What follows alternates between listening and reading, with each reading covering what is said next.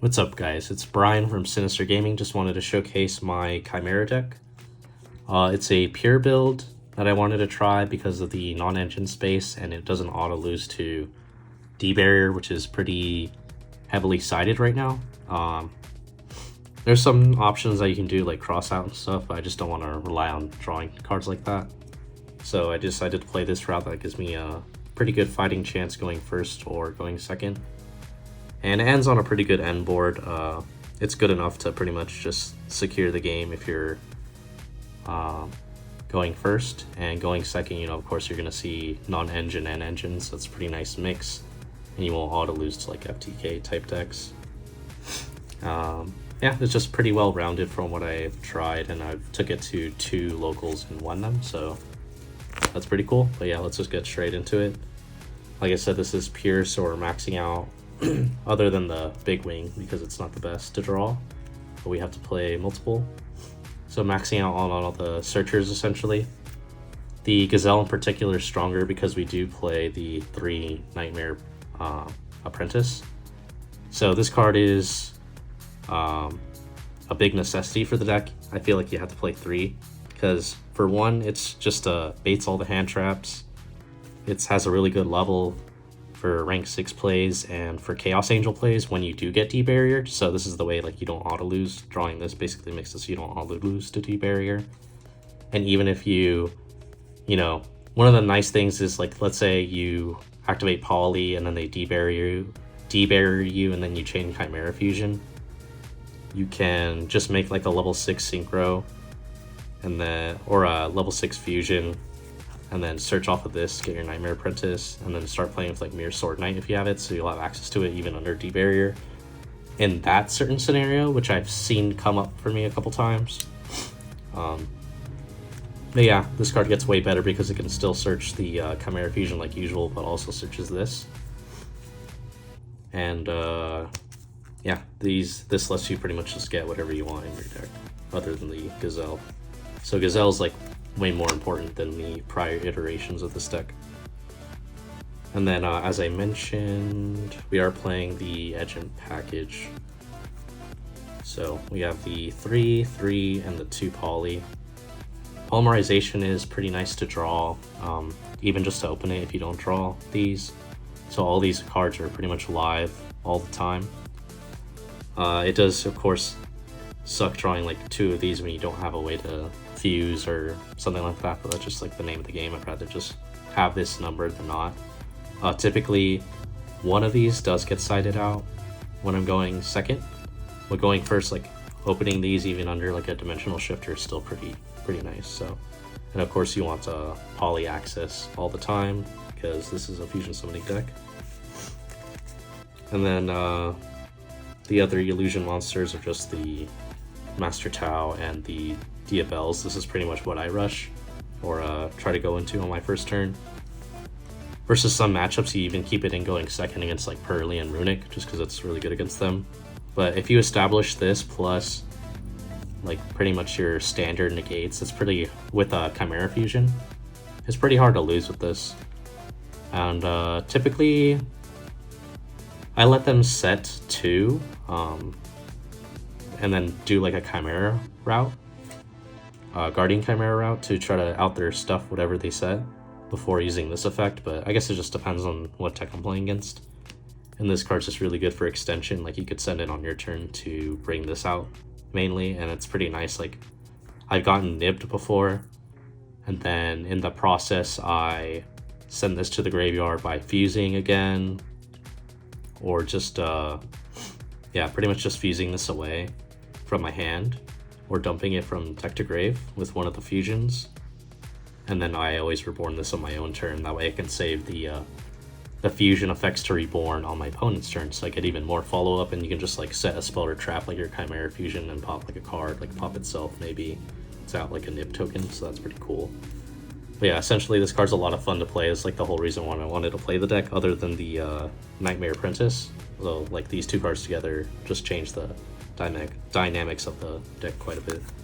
And so far I'm really enjoying being able to like play through like 2 to 3 hand traps sometimes and still auto winning, just because of having a very oppressive board. And then the yeah, we're playing the 3 Chimera fusions. You have to play 3 to be able to dodge certain hand traps like Veiler, Imperm, stuff like that. And sometimes you just want to have the card advantage to just discard them for free off your Nightmare Apprentice, like in the turn 3 scenario. So just being able to grab this, discarding it, special summoning this to make like a Chaos Angel, or just to continue your plays where you already know you're going to get access to the 3rd one. So that's nice. Like, I'm honestly going through like 3 quite a bit. So, and opening this, like I want to open this every time. So 3 is perfect for me, and I would suggest you max out on it if you haven't done so yet. Going to some of the other non-engine. Playing 3 Ash, 3 Imperm, and 2 Veiler for our hand traps. The 3 Ash is pretty nice. I like it against Tempai and Rogue decks, but it's pretty much just good against, like, well-rounded against everything.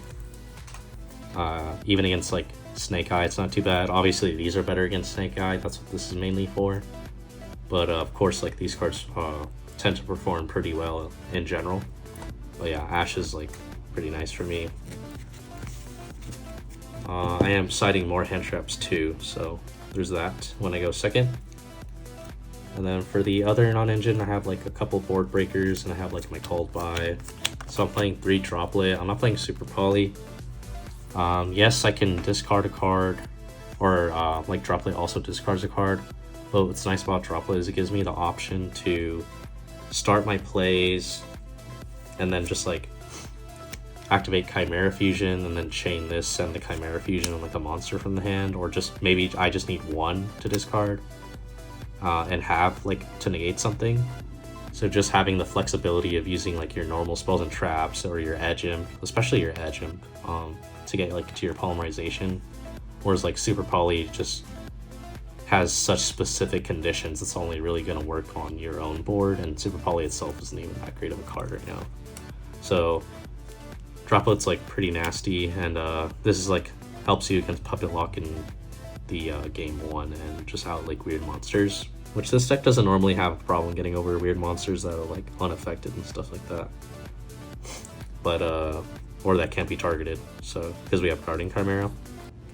But yeah, it's pretty nice. I was considering dropping or bumping Talents to 2, because in this deck it's pretty nice having the hand rip. You know, your opponent drops 1 to 2 hand traps on you, they're already down 3 cards. And then when you Talents rip, you know, you could potentially rip 3 to 4 cards, so that's pretty nasty.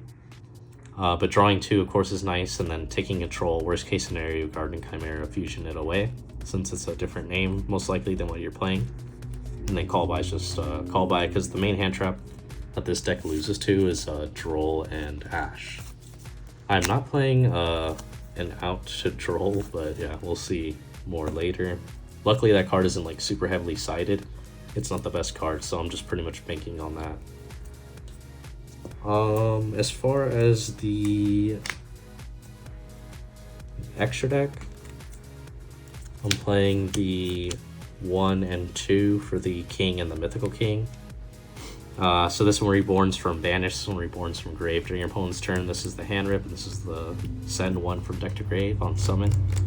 You mainly use these to like perform the locks, like with Diabel's, or yeah, Diabel, which is the you know, yeah, they have to set spells and traps before they activate them, so that's pretty nice. Like you're not gonna lose like evenly and stuff with this out, and getting impermed. Like if you're like me and you're having with your type of luck, like I usually get like impermed or dropleted or something on the crackback turn, or like on my opponent top decks that, and this just pretty much bypasses all that. And I guess going back to this a little bit, this kind of like overperforms a bit in the Tempai matchup, because this pretty much just kills the quick play, which is about 60% of the power of their deck. So that's pretty nice, and you can always stop them from getting to the field spell too with this.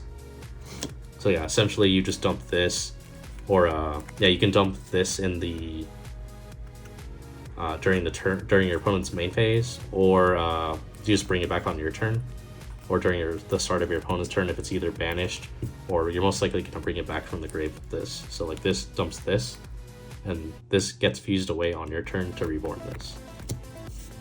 And then this could also bring back this, so that's kind of cool how they kind of just loop. You're not going to get the discard effect, but it's still pretty cool. And then we have the last Chimera fusion, the Illusion Beast. This card is really good going second, just pretty much just makes it so you OTK. I OTK like maybe 4 or 5 times with this. It's pretty nasty. You know, you just load up your hand on turn 3 from getting the follow-up after they like somewhat break your board, but not really. Just make this on like anything, and that's game.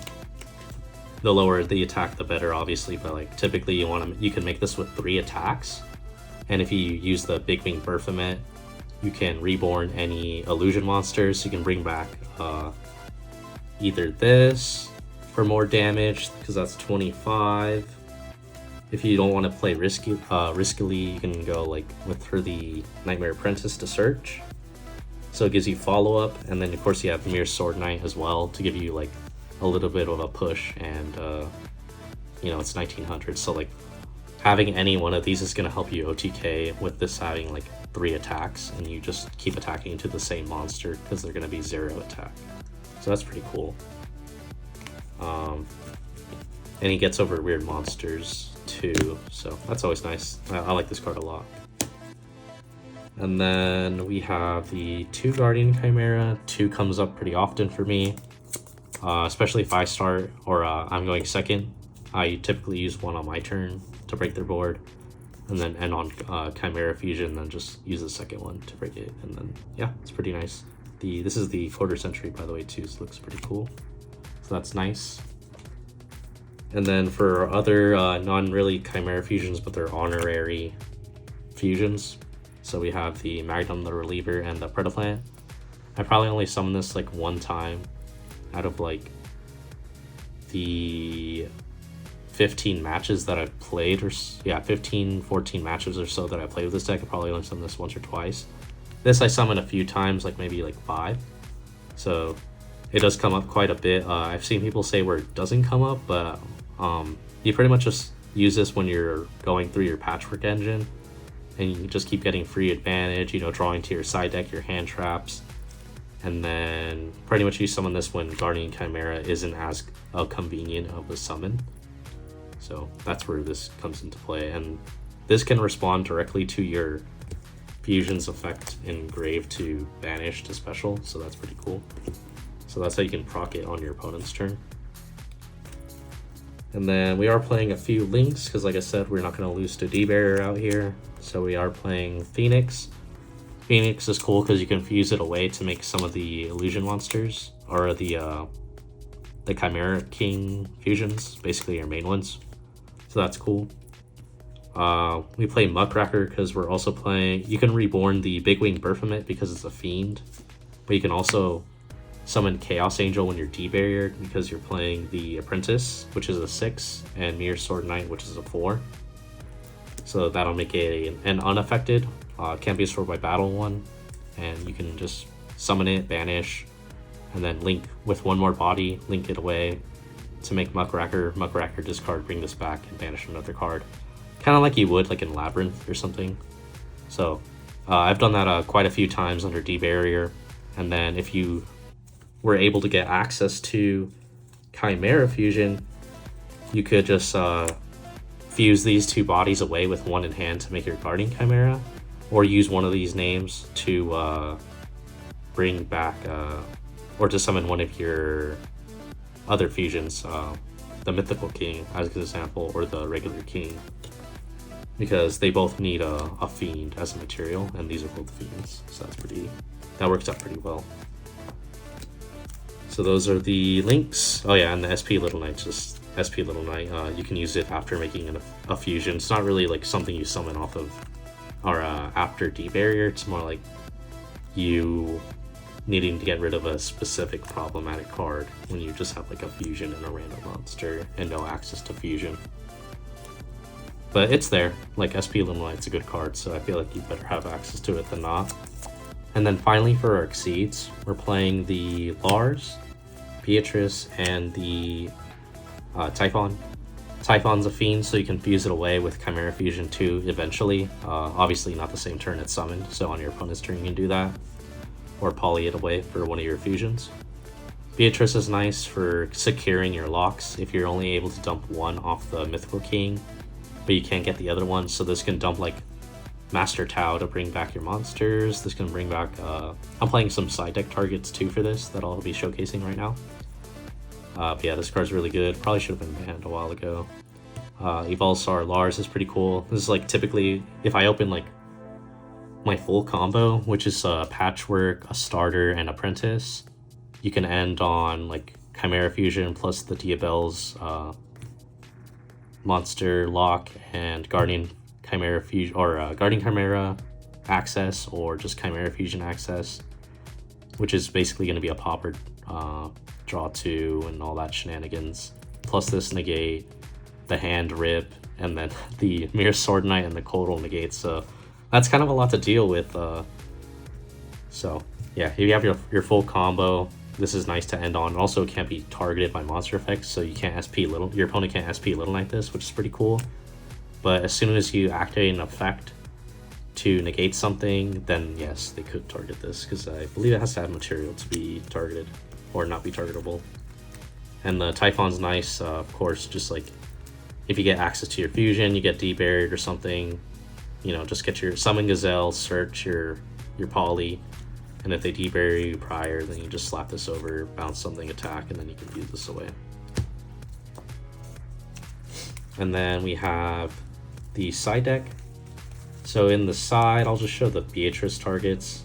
So I was playing Rise to Full Height, the statue, and the Red Resonator. This is for wholesome purposes, that you can reborn off the fusion during your opponent's turn.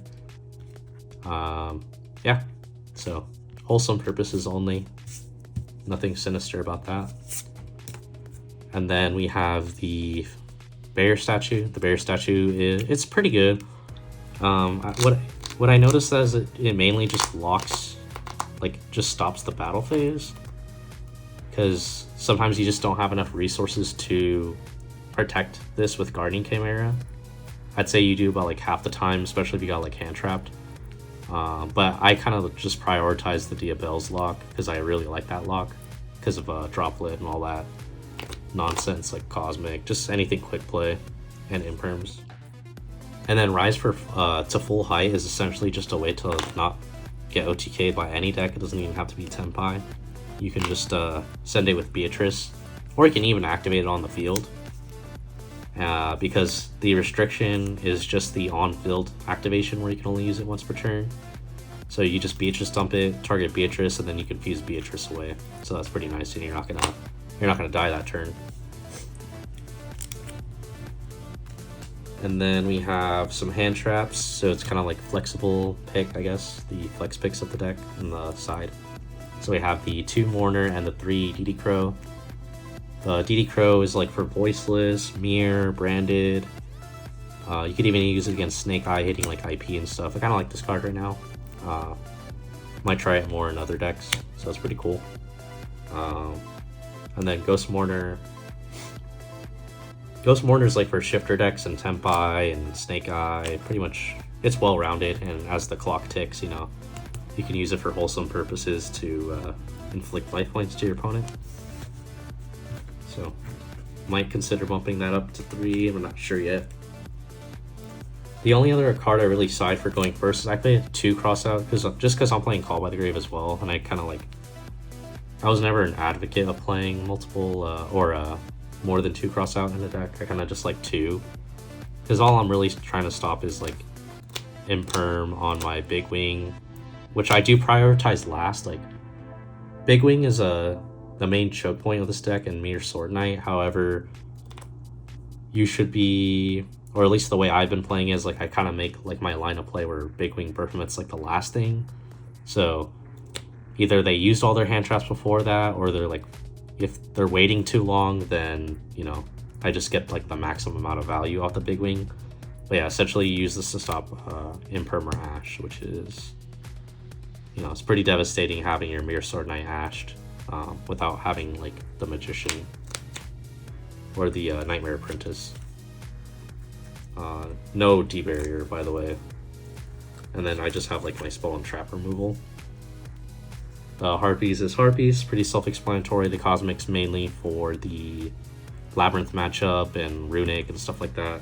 And Lightning Storm is just pretty nice because you can use it against Appaloosa and stuff like that. And I kind of liking this card, especially with like Droplet as a little 2-card combo. And then in addition, cards like Lightning Storm and Harpies, you know, since they're just a single card, they give you the maximum value, since sometimes you're discarding cards in this deck. So just not having to use like so many resources to out things is pretty nice with these. But you always have the flexibility of Cosmic Cyclone if you want to, you know, play around certain aspects of like anti-spell fragrance and the Labyrinth matchup in particular, just like chain blocking lady. But yeah, that's the deck, guys. If you have any questions, just let me know. A lot of the combos, I guess, are pretty like, they rotate a lot. It just depends on what your hand is. You can play really what I like about this deck is you can play like really conservatively, or you can just go all in. I kind of tend to balance between the two, but I'm leaning a little bit more towards going all in, because you don't really get punished by Nibiru and stuff since these are reborn. Yeah, overall I'm really liking this deck a lot. Definitely give it a shot. If you wanted to try it in the past, it's probably the best time to play it, more than ever. But yeah, don't forget to like and subscribe, and if you guys have any comments or feedback, like I mentioned, you know, go ahead and shoot those down below, and we'll catch you on the next one. See you guys.